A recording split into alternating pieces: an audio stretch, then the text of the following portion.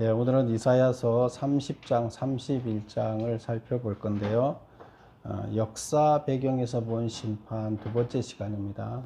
그래서 두 번째 시간의 역사 배경의 내용은 이스라엘의 외부, 그러니까 내치가 아니라 외치, 외교적인 문제에 관한 그런 잘못이 뭔가, 그래서 그것 때문에 어떤 하나님의 징계를 받게 되는가, 이런 이야기가 되겠습니다.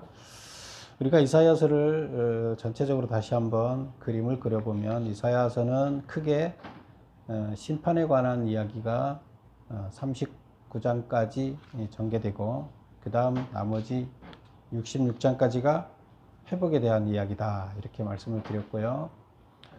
그리고 심판에 관한 이야기를 할 때 먼저 유다에 관한 심판 이야기를 하고, 그러니까 이스라엘이죠. 이스라엘에 대한 심판 이야기를 하고, 열방에 관한 심판 이야기.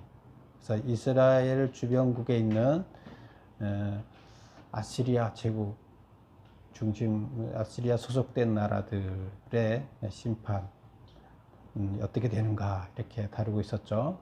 그리고 다시 어떤 심판을 얘기하고 있어요? 전 세계의 심판을 얘기를 했었죠.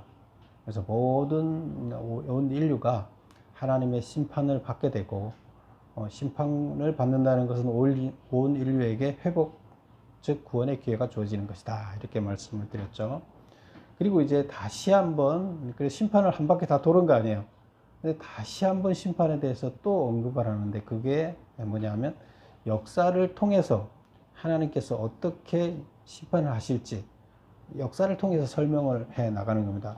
물론 이건 아직 역사가 실현되지 않은 역사인데, 앞으로 전개될 그 역사 가운데서 여러분들이 역사를 어떻게 만들 것이고, 그 잘못된 역사에 의해서 여러분은 심판을 받게 될 것입니다, 이런 내용을 전개하고 있습니다.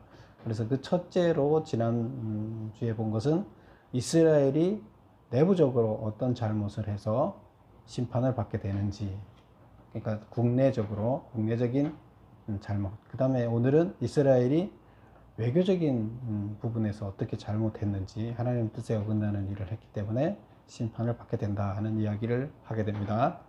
그래서 오늘은 이스라엘의 외교적인 문제가 하나님의 뜻에 어긋난 부분을 다루고 있습니다. 여러분, 큰 타이틀을 보면 첫 번째 같이 한번 읽어볼게요. 녹색으로 된 거 시작. 애국과 동맹 체계의 대가로 임할 심판. 심판이 임하는데, 어떤 잘못 때문에 심판이 임하는 거죠. 그런데 그 잘못이 무슨 잘못 때문인가 하면, 애국과 동맹을 체결한 잘못으로 인해서 심판을 받게 된다 하는 얘기를 하고 있고요. 그 다음에 두 번째는 시작.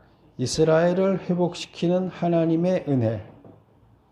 그래서 그럼에도 불구하고 심판은 회복을 위한 거라 그랬죠. 심판 다음에 회복이 나오는 거죠.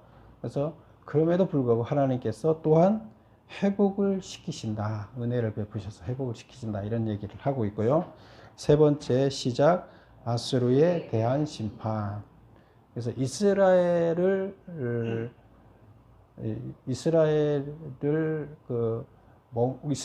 정신 차리게 하기 위해서 몽둥이로 사용했던 것이 바로 아수르였죠. 근데 그 아수르가 교만해졌죠. 교만해졌기 때문에 자기네가 마치 하나님이 정신 차리게 해주라 그랬더니 그들을 다 죽여버리고 자기네 욕심을 채리는 그런 잘못을 저질러서 아수르에 대한 심판이 이루어진다. 뭐 앞에서 다 살펴본 이야기들이죠. 그런데 이제 이것은 세부적으로 앞에서는 그 세부적인 역사를 다루지 않았고요. 여기서는 세부적인 역사 가운데서 그렇게 이루어진다. 그래서 역사로 설명을 해 나갑니다. 결국에 이 역사로 설명한다는 것은 뭐예요? 인류의 역사가 하나님의 다스림과 무관하지 않다. 그렇죠? 하나님께서 인류의 역사를 주관해 가시는 것이다 하는 것을 다시 한번 깨닫게 해주는 것이죠.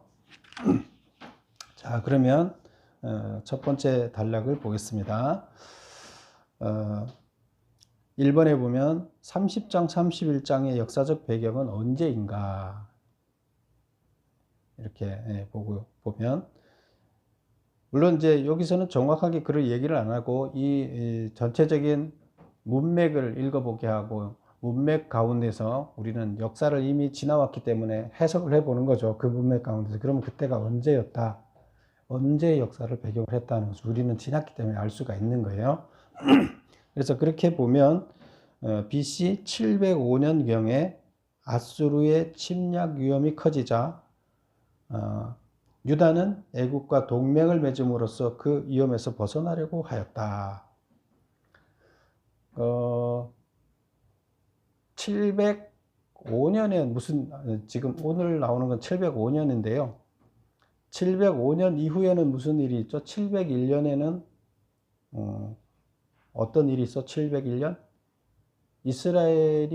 이스라엘의 바벨론이 2차 침입이 있었죠. 2차 침입이 있어서 바벨론이, 우리 지난주에 살펴봤죠. 예루살렘 성만 지금 점령이 안 되고 다 점령이 되고 그런 상태였죠.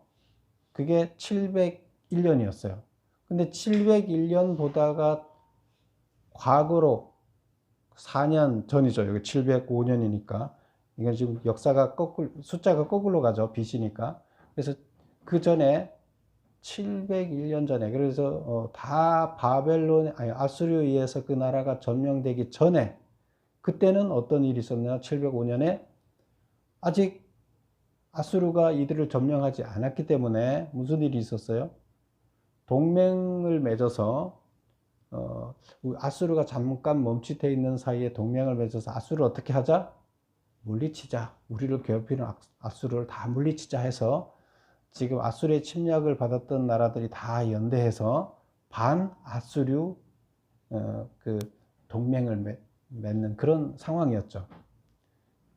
그래서 그런 상황이었을 때 지금 이들은 어떻게 했어요?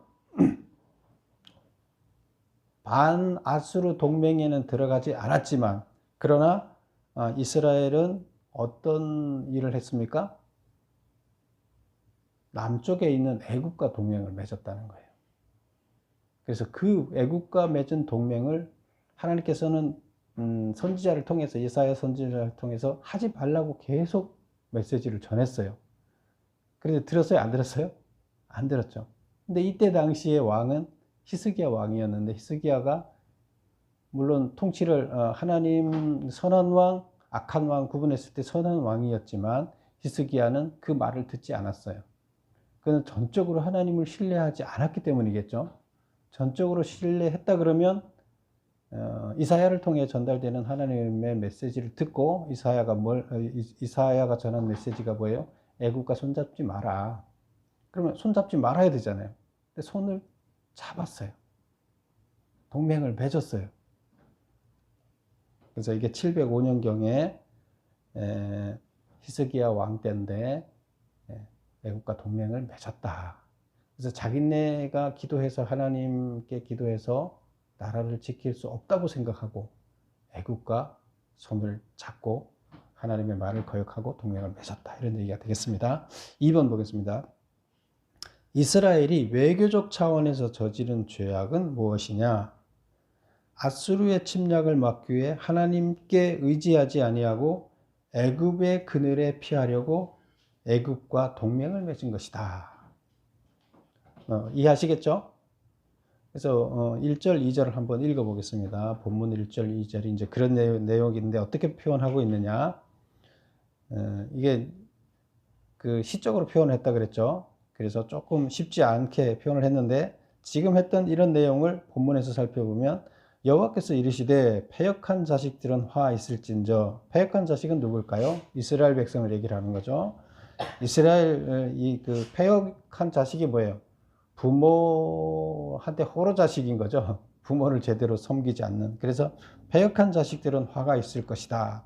그들이 계교를 베푸나 나로 말미암아 아니하며, 계교라는 것은 자기가 스스로 살아남기 위해서 애국과 동맹을 맺은 것을 말하는 거예요. 계교를 베푸나 나로 말미암지 아니하며, 하나님의 뜻에 어긋나게 해서 계교를 맺었다. 그 다음에 맹약을 맺으나 나의 영역으로 말미암지 아니하고, 이게 똑같은 반복 말이죠. 용어만 좀 틀리지. 계약을 맺었으나 나의 영으로 말미암지 않았다. 하나님의 뜻과 어긋나게 했다. 그래서 죄에 죄를 더하는도다. 죄를 많이 지었다. 이제 이렇게 얘기를 하는 거예요.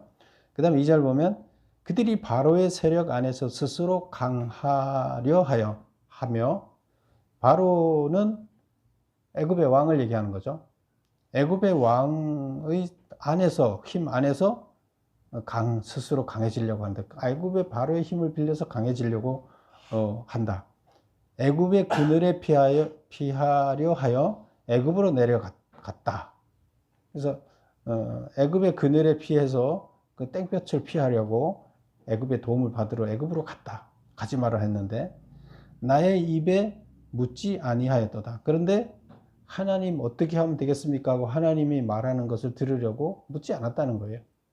그래서 하나님 뜻과 전혀 상관없이 애굽에 가서 동맹을 맺었다, 이런 얘기를 이렇게 표현하고 있다. 이렇게 보면 되겠습니다. 3번 보겠습니다. 애굽은 이스라엘에게 어떤 존재라고 했는가?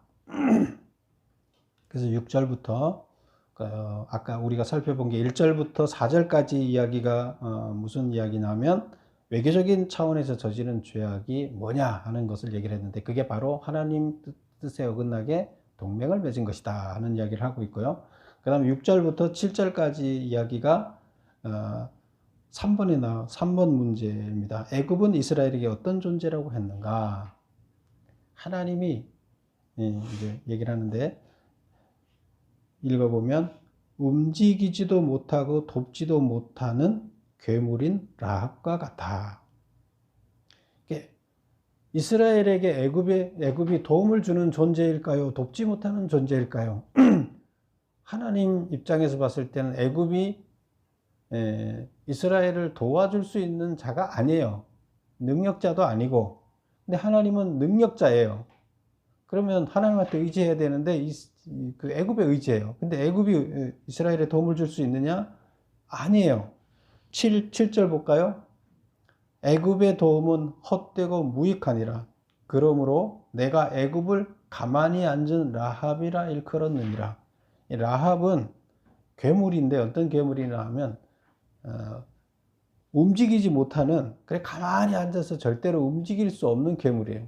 그 움직일 수 없는 괴물이 도와줄 수 있어요? 네, 손도 까딱하지 못하는, 움직일 수 없는 괴물이에요. 힘을 쓸 수 없는 괴물이에요.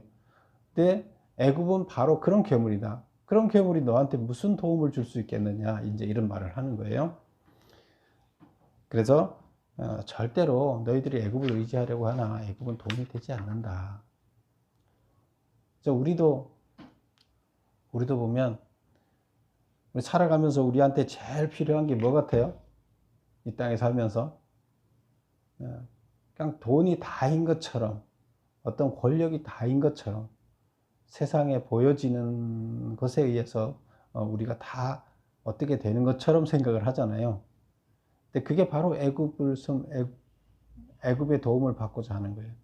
돈과 권력과 눈에 보여지는 현상을 통해서 우리가 그거를 의지하는 마음이 바로 애굽을 의지하는 마음이에요. 그런데 그것보다 더 중요한 게 참 하나님을 신뢰하고 하나님이 나를 도와주실 것이고 나는 하나님의 뜻에 따라 살아야 되겠다 하는 것이 중요하다는 거죠. 네, 그 얘기를 하는 겁니다. 그래서 그 다음을 보면 이제 여기까지 얘기가 뭐예요? 애굽과 동맹을 체결한 것 때문에 이스라엘은 심판을 받게 될 것이다 하는 이야기를 하고 있는 겁니다. 그러면 이제 6번을 보겠습니다. 회복의 길을 어떻게 열어주시는가? 회복의 길을 어떻게 열어주실까요? 예. 18절 보겠습니다. 아니, 5번을 안 봤죠? 지금 몇 번 갑자기 건너뛰었네요. 4번 볼 차례죠. 서판에 기록하여 후세에 영원히 증거로 남기려고 한 경고의 메시지는 무엇인가? 우리가 8절 보면 이렇게 기록되어 있죠. 8절. 이제 가서 백성 앞에서 서판에 기록하며 책에 써서, 그래서 서판에 기록하고 책에 써라. 백성 앞에서 기록을 해서 후세에 영원히 있게 하라. 기록을 해서 후세에 영원히 남기라는 거예요. 누가 이렇게 얘기를 했어요? 하나님이 이사야한테 얘기를 했어요. 그래서 글로 남겨서 후세가 영원히, 이게 왜 후세에 남겨야 돼요? 이스라엘이 잘못한 것에 대한 증거를, 이스라엘 백성들이 뭘 잘못했고 뭐 때문에 심판을 받는지 그 증거를 기록을 해 놓으라는 거예요. 왜 기록해 놓을까요? 이놈들 나쁜 놈이었다 이걸 알기 위해서일까요? 하나님이 뭐 그렇게 어떤 보복하는 하나님이 아니잖아요. 이 나쁜 놈들, 후세들이 이놈들을 기록을 보고 다 나쁜 놈인 거 알게 해라 이 얘기일까요? 후세에서 이들처럼 반복되게 잘못을 저질러서 또 불행해지지 않도록 본이 이거를 보고 좀 깨닫도록 하기 위해서 기록해 놓으라는 그런 얘기죠. 우리가 성경을 보면서 이스라엘 백성 나쁜 놈들, 우리 선조 나쁜 놈들 이렇게 하라는 거예요? 아니죠. 우리 그것을 보면서 이들이 잘못이 무엇인데 우리는 그렇게 하면 안 된다. 반복되면 안 된다. 잘못이. 이것을 깨닫도록 하기 위해서 기록하라는 거죠. 그래서 4번에 서판에 기록하여 후세에 영원히 남겨 증거로 남도록 하라고 했는데, 그러면 그 뭐를 그렇게 하라 그랬느냐? 4번 메모 보겠습니다. 선지자를 통해 전한 이 말을 업신여기고 아수르의 압박과 애굽에 대한 허망을 믿어 그것을 의지하니, 겉으로 보이는 것을 의지하니 터진 담이 순식간에 무너짐 같이 토기장이가 그릇을 깨트림 같이 되리라. 이게 이제 심판을 받는다는 얘기죠. 결국에 눈에 보이는 허망한 것만 쫓아가니 아수르가 압력을 해오는 거가 눈에 보이고, 그 다음에 또 뭐예요? 애굽이 뭔가 우리를 잘 도와줄 것 같은 그 소망, 헛된 소망, 이 허망, 그런 것이 보여지고, 그리고 뭔가 의지할 수 있는 게 애굽인 것 같고, 이래서 그쪽과 동맹을 맺은 이런 것을 얘기를 하는 거죠. 선지자를 통해 한 말이 뭐예요? 애굽을 의지하지 말고 하나님을 의지하라고 했는데, 그것은 업신여기고 무시하고 듣지 않고 오로지 뭘 했다? 아수르와 애굽에 대해 벌어지는 현상만을 보고 쫓았기 때문에 어떻게 된다? 담이 무너지는 것처럼 와르르 무너질 것이다. 이게 심판인 거죠. 또 토기장이가 토기를 빚었다가 이게 잘못 빚었다 해서 그냥 깨트려 버리죠. 그처럼 한 방에 깨트리고 한 방에 담이 와르르 무너지는 그런 심판을 받게 될 것이다. 결국 이스라엘이 어떻게 된다? 망하게 된다는 얘기를 하는 거예요. 심판을 받게 된다. 그런 얘기를 하는 겁니다. 그래서 이것을 기록해놔라. 왜 이스라엘이 무너졌다고요? 허상만 보고, 이 세상에 있는 허상만 보고 쫓아갔고 하나님의 말씀대로 하지 않았기 때문에 그렇다는 거예요. 5번 보겠습니다. 이스라엘 백성이 구원을 얻고 적을 물리칠 수 있는 힘을 얻기 위해서는 어떻게 해야 한다고 했는가? 이스라엘 백성이 구원을 얻고 적을 물리칠 수 있는 힘을 얻기 위해서는 어떻게 해야 한다고 했는가? 그러니까 이건 미리 예언이니까 지금 이스라엘이 잘하면 물리칠 수도 이런 현상이 발생하지 않을 수도 있다는 거잖아요. 그래서 그러면 어떻게 해야 되냐? 그리고 남은 자는 얼마나 된다고 했는가? 1번, 돌이켜 조용히 있어야 구원을 얻을 것이요, 잠잠하고 신뢰하여야 힘을 얻을 것인데, 구원을 어떻게 받는다고요? 돌이켜 조용히 있어야 구원을 얻는데요. 근데 돌이켜 조용히 있는다는 게 뭐 하는 거냐 하면, 애굽에 대하여 취하고 있는 정책을 철회하고 조용히 있으라는 거예요. 요란을 떨면서 이 문제를 해결하기 위해서 외세의 힘을 빌려야 된다 하고 애국과 요란하게 가서 협정을 하고 계약하고 할 것이 아니라 그냥 잠잠히 있으라는 거예요. 하지 말고. 그러면 이미 했으면 철회하라는 거죠. 그런 마음을 가졌으면 그것을 철회하고 하나님을 의지해야 된다. 이것이 이제 여기서는 표현이 돌이켜 조용히 있어야. 돌이킨다는 건 뭐 하는 거예요? 회개하는 거죠. 자기들이 생각했던 것을 바꾸는 거예요. 하나님 잘못했습니다. 우리가 잘못된 생각을 가졌습니다. 그러면 절대로 그렇게 하지 않겠습니다. 하고 바꾸는 거예요. 돌이키는 거예요. 회개하고 돌아서는 거예요. 그리고 조용히 있어라. 애굽에 대하여 취했던 정책을 철회하라는 얘기예요. 그렇게 하면 이제 구원을 얻을 것이다. 그리고 어떻게 하면 그러면 지금 이스라엘 그 군대는 지금 다 잡혀가고 다 포로로 잡혀가고 힘이 없는데 이스라엘 백성들은 어떻게 그러면 군대를 무찌를 힘을 가질 거냐? 거기에 대해서는 잠잠하고 신뢰하여야 힘을 얻을 것이다. 하나님만 의지하면 힘을 얻을 것이다. 누가 힘을 줘요? 하나님의 힘을, 이길 힘을 주시는 거다는 거예요. 군대가 꼭 힘을 주는 것이 아니라는 거예요. 그래서 그렇게 얘기를 하고 있습니다. 그래서 이스라엘 백성들이 지금 구원을 받으려면 어떻게 해야 되느냐? 외교 정책, 애굽을 의지하는 외교 정책, 이방 신을 섬기는 그 나라를 또 섬기는 그런 정책을 포기해라. 그리고 하나님을 섬기는 것으로 돌아오라. 그럼 구원 받는다. 그리고 지금 너희들이 군대가 다 없어지고 나라가 힘이 쭉 빠져서 아무것도 없지만 하나님만 의지하면 하나님께서 그 힘을 주실 것이다. 이런 얘기를 하고 있습니다. 그리고 이제 그러면 지금 이 심판을 받아서 남은 자가 얼마나 될 것인가에 대해서 뭐라고 얘기하냐면 이렇게 얘기를 합니다. 이를 원하지 아니하니, 이를 원하지 않는다는 것은 돌이켜 조용히 있고 잠잠하고 신뢰하라 그랬는데 이것을 원치 않는다는 거예요. 이 얘기는 뭐예요? 계속 자기의 고집을 부리면서 애굽하고 동맹을 맺어야 살겠다고 하나님 말을 거역하고 그냥 고집 부린다는 거죠. 그래서 이를 원치 아니하니 남은 자가 산꼭대기에 깃대나 기호 같으리라.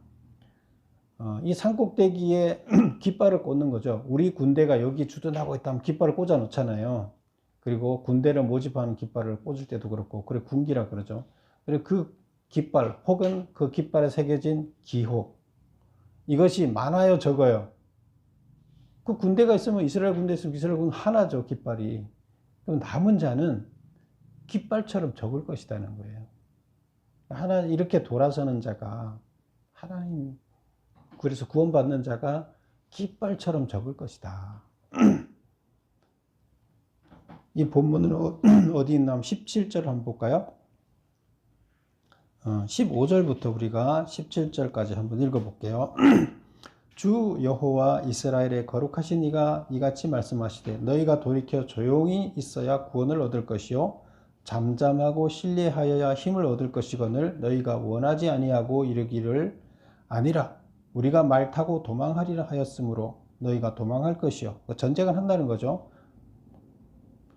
하나님 뜻대로 하지 않는다는 거죠. 또 이르기를 우리가 빠른 짐승을 타리라 하였으므로 너희를 쫓는 자들이 빠르리니 한 사람이 꾸짖은즉 1000사람이 도망하고 5이 꾸짖은즉 너희가 다 도망하고 너희 남은 자는 겨우 산 꼭대기에 깃대 같겠고 산마루 위에 기치, 이건 기호라는 것이에요. 군기 안에 보면 기호를 쓰죠. 그래서 그 기호, 기치를 기호 같으리니 그래서 그 깃발처럼 남은 자가 적을 것이다. 이렇게 얘기를 하고 있습니다. 결국 심판을 받아서 하나님 뜻대로 구원받을 길을 선택하지 않아서 심판을 받아서 남은 자가 적을 것이다. 이렇게 얘기를 합니다. 그래서 여기까지가 무슨 이야기예요?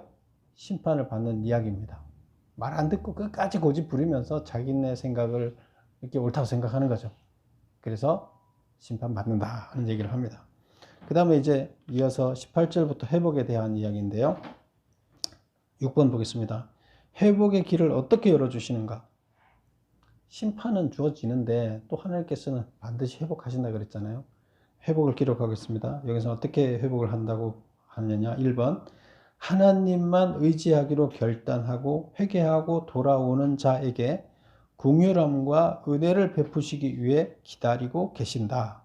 그러므로 하나님을 신뢰하고 기다리는 자는 복이 있다.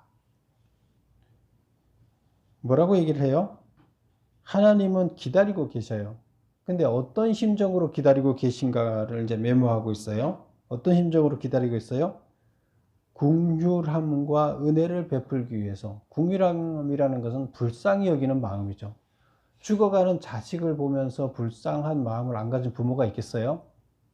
그래서 죽어가는 자식, 죽음의 불길로 뛰어들어서 스스로 자멸하는 자식을 보면서 돌아서야 되는데 불길로부터 안 돌아서고 불길로 계속 가는 거예요. 그래서 제발 거기서 돌아서 나오기를 메시지를 잘하는데 말을 안 듣고 있어요. 근데 안타까운 마음에 서서 돌아오기를 바라는 긍휼함을 가지고 은혜를 베푸시기 위해서 기다리고 있어요. 네가 잘못했지만 내가 은혜를 베풀겠다. 네가 돌아서서 오면. 그래서 긍휼함을 갖고 돌아서기를 바라면서 은혜를 베풀려고 기다리고 계시다는 거예요. 구원해 주려고. 하나님은 긍휼함과 은혜를 베푸시기 위해서 기다리고 계신다. 근데 그렇게 하려면 어떻게 해야 돼요? 돌아서야 되는 거죠. 돌아선다는 게 뭐 하는 거예요?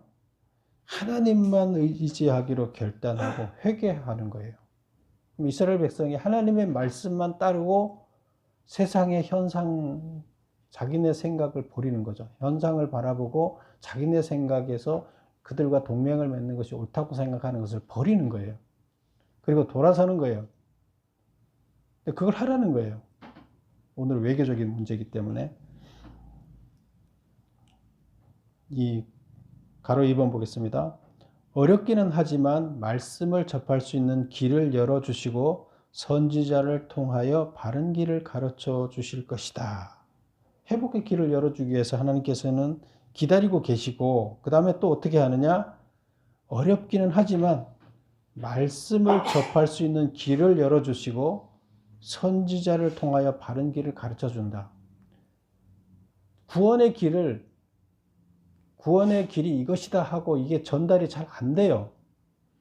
그러나 하나님께서는 반드시 뭘 한다? 이게 구원의 길이야 하고 이 메시지를 그들한테 전달해서 이스라엘 백성들이 돌아서기를 바라는데 그 말씀을 접할 수 있는 길을 열어놓는 게 어렵다는 거예요. 그 말씀을 그들한테 전달하는 게 쉽지 않다는 거예요. 왜 들을 생각이 없는 사람들한테 그들한테 듣게 하기가 쉽지 않죠. 전혀 관심이 없는데 얘기하면 들으려고 귀를 막고 있기 때문에 그러나 하나님께서는 들을 수 있게 계속 길을 열어놓으신다는 거예요. 그리고 선지자를 통해서 이 길이 바른 길이라는 것을 계속 가르쳐 주신다는 거예요. 이게 회복을 위해서 하나님께서 길을 열어놓으신 거예요. 그래서 이 표현을 어떻게 쓰고 있을까요? 우리 18절을 한번 볼까요? 그러나 여호와께서 기다리시나니 이는 너희에게 은혜를 베푸려 하심이요 일어나시리니 이는 너희를 긍휼히 여기려 하심이라. 대저 여호와는 정의의 하나님이심이라. 그를 기다리는 자는 복이 있도다. 그래서 하나님이 구원하려고 기다리고 계시니까 하나님의 구원을 기다리고 있는 자들은 복이 있다. 이렇게 얘기를 하고 있습니다. 그 다음에 이제 20절을 볼까요? 주께서 너희에게 환난의 떡과 고생의 물을 주시니 내 스승은 다시 숨기지 아니하리니 내 눈이 내 스승을 볼 것이며 너희가 오른쪽으로 치우치든지 왼쪽으로 치우치든지 내 뒤에서 말소리가 내 귀에 들려 이르기를 이것이 바른 길이니 너희는 이리로 가라 할 것이다. 뭔 말인지 잘 어렵죠? 내용은 쉬워요. 조금 제가 설명드린 그 내용인데요. 주께서 너에게 환난의 떡과 고생의 물을 주신다. 하나님이 이스라엘 백성한테 떡과 물을 준다는 거예요. 그렇죠? 그 앞에 수식어를 빼면 하나님이 이스라엘 백성에게 떡과 물을 주신다는 거예요. 떡과 물이 없으면 살 수 있어요? 못 살아요? 죽어요.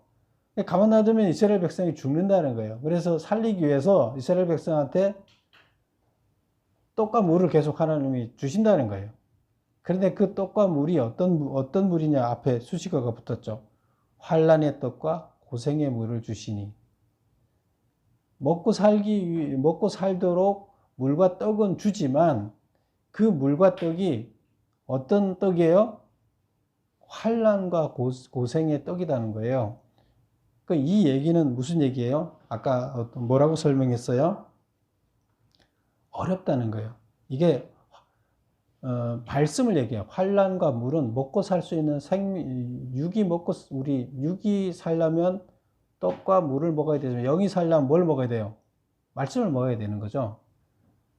그래서 어렵게 물을 먹이고 떡을 먹일 수 있는 환경을 주는 것을 영적으로 이걸 설명하게 되면 힘들지만 말씀을 공급해 주는 하나님을 얘기하는 거예요. 그래서 어려운 고통과 환난과 고통을 통해서 메시지를 접할 수 있게끔 하나님의 음성을 듣게 하도록 하기 위해서 환난과 고통을 주면서 메시지를 주는 것을 말하는 거예요. 그래서 너희에게 환난과 떡을 줘서 살 수 있게 한다. 너희의 영이 살도록 메시지를 주신다. 이런 얘기가 되는 거고요. 그런데 그 다음 보면 내 스승을 다시 숨기지 아니하리니. 그래서 내 스승을 다시 숨기지 않는다는 얘기는 환난과 떡을 주는데 무슨 스승을 왜 숨기지 않아요? 그 환난과 떡이 뭐라고 해요? 메시지라 그랬잖아요. 말씀이라 그랬으니까 그 말씀은 누구를 통해서 주느냐? 스승을 통해서 주잖아요. 그런데 그전에는 스승을 숨겨놨어요. 왜? 말 못하게 왕이 그들의 입을 봉했잖아요. 이사야가 하나님의 말씀을 전하면 죽이겠다고 협박했잖아요. 그런 얘기를 말하는 거예요. 그런데 지금은 내 스승이 다시 숨겨지지 않는다는 거예요. 그래서 하나님이 강제로 그들을 숨겨서 하나님의 메시지를 전하지 못하게 하지 않도록 숨기지 않았으니까 메시지 전할 거 아니에요. 내 스승은 선지자고 선지자가 메시지를 전하게 할 거다. 그러나 그 메시지가 환난 중의 떡이나 고생 중의 물과 같이 이렇게 쉽지 않다. 접하기는 쉽지 않지만 하나님께서 어떤 방식으로든 힘들지만 선지자들을 통해서 메시지를 전할 것이다 하는 얘기를 하고, 그 다음에 21절 보면 너희가 오른쪽으로 치우치든 왼쪽으로 치우치든 내 뒤에서 말소리가 내 귀에 들려 이르기를 이것이 바른 길이니 너희는 이리로 가라 할 것이며. 그래서 우리 나름대로 선택할 거 아니에요. 이게 옳다 저게 옳다 하고 이쪽을 선택하든 저쪽을 선택하든 가는데, 그때 그 선택 과정에서 내 뒤에서 말소리가 내 귀에 들려 이르기를 이것이 바른 길이니 너희는 이리로 가라. 이건 누구 말이에요? 선지자가 이렇게 가르쳐 줄 것이다. 너희가 어떤 방향으로 가야 될지를 내 스승이 숨지 않고 너희들 가르쳐 줄 것이다. 그러나 그게 약간의 물과 떡밖에 되지 못할 것이다. 원활하게 공급은 되지 않을 것이다. 그러나 들을 수 있는 자들은 다 들을 수 있게끔, 죽지 않게끔, 올바른 길을 찾아갈 수 있게끔 메시지는 다 전달될 것이다. 이런 얘기가 되는 겁니다. 말이 좀 어렵죠? 그러나 전체적인 문맥은 그렇습니다. 그래서 다시 한번 보면 6번의 가로 2번 답을 보면 어떻게 하나님께서 구원의 길을 열어주신다고요? 회복의 길을 주신다고? 어렵기는 하지만 말씀을 전할 수 있는 길을 열어주시고 선지자를 통해서 구원으로 갈 수 있는 바른 길을 가르쳐 주실 것이다. 그래서 회복되게 하실 것이다. 이 얘기를 상징적인 문자로 이렇게 표현을 했다. 7번 보겠습니다. 하나님의 회복이 자연계에까지 미친다고 보았다. 자연계에도 회복이 일어나는 이유는 뭐냐? 그게 지금 몇 절부터 나오는 이야기냐면 23절부터 26절까지 나오는 것이 이제 자연이 회복되는 이야기를 하고 있습니다. 그래서 그러면 그 자연이 그 앞전에서는 지금 뭘 회복을 얘기를 했어요? 하나님이 어떻게 회복되도록 하시는가를 얘기를 했는데, 그리고 나서 하나님이 회복되게 하시면 자연도 회복된다 이런 얘기를 하는 거예요. 그럼 자연이 왜 회복되느냐? 메모 보면 인간의 죄로 자연이 파괴되었기 때문에 죄가 사라지면 자연도 회복되는 것이다. 우리 가인과 아벨 이야기가 처음에 나오면서 죄 이야기가 나왔죠. 가인이 아벨을 죽였잖아요. 시기 때문에 죽였잖아요. 그래서 아벨을 죽이고 도망갔잖아요, 가인이. 근데 도망갈 때 하나님이 그래도 그를 죽이지 않게끔 했는데, 그때 가인이 이 땅의 아벨을 죽여서 땅에 피를 흘려서 그 땅이 어떻게 된다 그랬어요? 땅이 폐허가 된다고 얘기를 했어요. 그래서 너희는 그전에는 땅이 기름져서 피를 흘리지 않았을 때는 죄죠.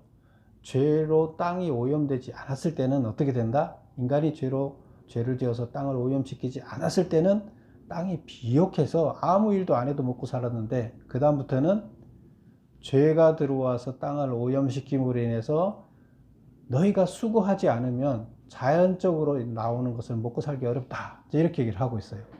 결국 우리를 하나님께서 준 우리가 살 수 있도록 하는 이 환경은, 우리가 죄를 저지름으로 이 환경들은 다 어떻게 돼요? 같이 벌을 받게 되는 거예요. 그럼 우리가 회복되면 이들도 같이 회복된다, 이런 얘기를 하는 겁니다. 그래서 23절 한번 볼까요? 내가 땅에 뿌린 종자에 주께서 비를 주사 땅이 먹을 것을 내며 곡식이 풍성하고 기름지게 하실 것이며, 그날에 네 가축이 강활한 목장에서 먹을 것이요 밭가는 소와 어린 나귀와 키와 쇠소랑으로 까부르고 맛있게 한 먹이를 먹을 것이며, 크게 사륙하는 날 망대가 무너질 때에 고산마다 줄령마다 그에서 계열과 시냇물이 흐를 것이며, 여호와께서 자기 백성의 상처를 꼬매시며 그들의 맞은 자리를 고치시는 날에는 달빛은 햇빛 같겠고 햇빛은 7배가 되어 7날의 빛과 같으리라. 그래서 모든 것이 회복되고 좋아질 것이다, 환경이, 자연도. 이렇게 얘기를 합니다. 자, 그 다음에 보겠습니다. 회복에 관한 이야기를 이렇게 했고요.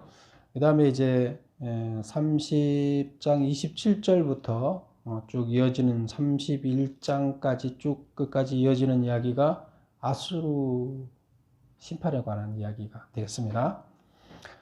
8번 보겠습니다. 아수르를 치려고 하나님이 준비한 예정된 몽둥이는 누구인가? 아수르를 하나님께서 치신다는 것을 여러 번 얘기를 하셨죠. 여기서도 32절 보면 여호와께서 예정하신 몽둥이를 아수르를 위해 더하실 때마다 소고를 치며 수금을 탈 것이며 그는 전쟁 때에 팔을 들어 그들을 치시리라. 그래서 아수르를 위하여 예정된 몽둥이가 누구예요? 바벨론이죠. 예, 바벨론을 얘기한다. 9번 보겠습니다. 도벳은 이미 세워졌고 왕을 위하여 예비된 것이라는 말은 무슨 뜻인가? 이게 33절을 읽어보겠습니다. 대저 도벳은 이미 세워졌고 또 왕을 위하여 예비된 것이라. 깊고 넓게 하였고 거기에 불과 많은 나무가 있은즉 여호와의 호흡이 유황 개천 같아서 이를 사르시리라. 무슨 말인지 어렵죠. 여기 도벳이라는 것을 이제 이해를 해야 돼요. 도벳이 뭘까요? 예, 메모 보겠습니다. 9번. 도벳은 불타고 있는 화장터란 뜻이다. 그래서 화장터예요. 불이 막 타고 있는 화장터를 도벳이라고 하는데, 여기 보면 우상 숭배자들이 몰록은 그 우상 신이죠. 몰록에게 인신 제사를 드리기 위해서 사용하던 곳을 얘기를 해요. 그래서 사용하던 곳을 그대로 아수르 왕을 불태우는 장소로 사용하겠다, 그런 말이에요. 그래서 인신 제사를 드리기 위해서 몰록한테 인신 제사를 드릴 때는 누구를 드려요? 자녀들 중에서, 자기 백성의 자녀들 중에서 골라서 인신 제사를 드려요. 제단 위에다가 양을 제물로 드리는 것이 아니라 자식을 제물로 드리는 이런 것이 이제 몰록한테 드리는 제사죠. 우상 신에게 드리는 건데, 여기에 그 도벳은 바로 그를 불태우는 이 화장터를 도벳이라고 그래요. 그래서 제물로 드리는 그 제단을 얘기를 하는 거죠. 그런데 지금 아수르의 왕을 어떻게 하겠다? 그 지금 자식들을 몰록에다 불태웠던 그 제단에다 불태우겠다는 뜻이에요. 아수르를 몽둥이로 쳐서 아수르를 망하게 하고, 아수르 왕은 몰록에게 세자 드릴 때처럼 그들을 불태워버리겠다. 우리는 지금 그 제사 문화가 사람이 죽으면 화장하는 문화가 일반적이잖아요. 그런데 여기서는 제사 지내는, 그러니까 이 화장해서 불태우는 이것은 뭐냐 하면 2번 죽이는 거예요. 우리는 그걸 뭐라 그래요? 죽은 사람을 다시 꺼내서 죽인다. 예, 부관참시 그렇게 얘기를 하죠. 근데 여기서는 화장하는 게 그 부관참시라는 말이에요. 그래서 이 왕은, 아수르 왕은 부관참시 시키겠다는 그런 말이에요. 자, 그 다음 보겠습니다. 10번. 이사야는 유다의 친애굽 정책이 왜 나쁘다고 했는가? 그 교훈은 무엇인가? 1. 눈에 보이는 애굽의 군사력에 의지함으로써 창조주 하나님의 주권과 영광을 모독하였기 때문이다. 그래서 눈에 보이는 애굽의 군사력을 의지하고 하나님을 의지하지 않는 거예요. 그것 때문에 결국 애굽과 손을 잡는 정책은 잘못됐다고 얘기를 하고 있는데요. 이것은 우리한테 적용하면 우리는 하나님이 아닌 눈에 보이는 물질에 더 집착하는 어리석음을 버려야 한다. 그런 뜻이에요. 그래서 우리가 이 땅에 살아가면서 우리한테 가장 필요한 것이 이스라엘 백성들이 마치 그때 당시 그나마 아수르를 무찌를 수 있는 힘이 애굽에 있다 생각하고 그들과 손잡는 거나 우리가 물질만을 하나님보다 물질을 앞세우는 거나 같아. 이제 이런 얘기가 되는 겁니다. 그 다음에 11번 보겠습니다. 여호와의 구원에 참여하기 위해서는 어떤 변화가 있어야 되는가? 참된 변화는 주변을 어떻게 변화시키는가? 구원은 참된 회개라는 변화가 있어야 된다. 그래서 하나님이 구원하기 위한 그 대열에 참여하기 위해서는 우리가 변화가 있어야 된다고 얘기를 하고 있어요. 어떤 변화가 있어야 된다고요? 참된 회개라는 변화가 있어야 된다. 그래서 회개하지 않으면, 돌아서지 않으면 구원받을 수 없다. 그래서 구원받기 위해서는 참된 변화가 있어야 된다. 그런 얘기를 하고, 그 다음에 2번째가 뭐예요? 그러면 우리가 참된 변화가 일어나면, 우리한테 회개가 일어나면 주변에 어떤 역사가 일어나는가예요. 주변이 어떻게 바뀌는가? 메모 2번. 참된 회개는 남은 자들을 만들 것이고, 그러면 우리가 참되게 회개하면 우리가 남은 자가 되는 거죠. 구원받는 자가 되는 것이고, 그러면 하나님은 남은 자를 보호하기 위해서 아수르 군사를 멸하실 것이다. 하나님은 변화된 한 사람을 절대로 놓치지 않는다 그랬어요. 그렇죠? 소돔과 고모라가 하나님께서 지금 거기 불을 내려서 거기를 다 죄악을 쓸어야 되는데 롯이 거기를 떠나지 않기 때문에 지금 일을 할 수가 없어요. 그래서 롯을 거기서 강제로 끌어내야 돼야지 거기를 멸망시킬 수 있어요. 그래서 지금 의로운 자 한 사람이 있으면 그 주변이 어떻게 돼요? 불을 맞지 않는 거예요. 그럼 여기서 얘기가 그 얘기예요. 그래서 지금 이스라엘의 예루살렘 성을 하나님께서 보호하셨잖아요. 그래서 망하려고 할 때 어떻게 했어요? 예루살렘 성이 망하려고 할 때 내일이면 망할 수 있는 다 점령이 되는데 그때 그 남은 자를 보호하기 위해서 하나님께서 뭘 하신 거예요? 아수르 군대 18만 5천을 다 죽였잖아요. 하루아침에. 하나님이 죽였잖아요. 왜? 남은 자를 살리기 위해서요. 남은 자를 보호하기 위해서요. 남은 자가 얼마나 중요한가. 남은 자 때문에 세상이 어떻게 바뀌는가를 보여주는 거예요. 남은 자가 애굽을 예루살렘을 구한 거예요. 하나님은 남은 자를 보호하기 위해서 무슨 일이든 하시는 거예요. 무서운 거죠. 그래서 참된 회개는 남은 자를 만들 것이고 하나님은 남은 자를 보호하기 위해서 아수르의 군사를 멸하실 것이다. 예언을 했는데 그대로 됐죠. 그래서 우리가 한 사람이 어떻게 변하는가에 따라서 우리 주변의 역사가 어떻게 바뀌는 거예요. 우리 생각이 어떻게 변하느냐에 따라서 하나님은 우리 한 사람을 보호하기 위해서 역사를 바꿔버려요. 여러분 한 사람의 생각이 바뀌는 것에 따라서 구원자로 여러분이 변하면 여러분을 보호하기 위해서 여러분 주변이 다 바뀌어버리는 거예요. 여러분 주변이 구원을 받게 되는 거예요. 여러분 때문에. 그런 역사가 일어나게 될 것입니다. 여러분 다 남은 자가 되고 하나님의 보호를 받기 위해서 여러분 때문에 또 주변이 변하는 역사가 일어나기를 바랍니다. 기도하겠습니다.